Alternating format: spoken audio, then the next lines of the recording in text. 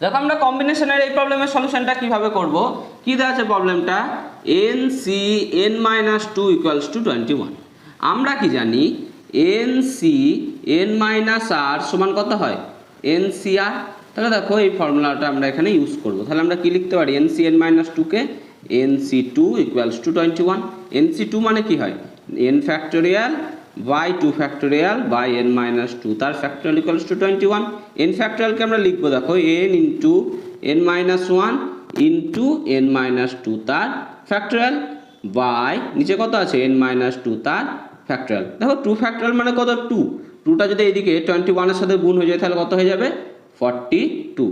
n-2 factorial n-2 factorial ভাগ হয়ে 1 হয়ে গেল, তাহলে কত হলো n into n-1 equals to 42কে আমরা কি লিখতে পারি 7 ইন্টু 6, তাহলে n মানে কত চলে এলো 7। তাহলে আমাদের কাছে ডি অপশনটা কারেক্ট অ্যান্সার চলে এলো।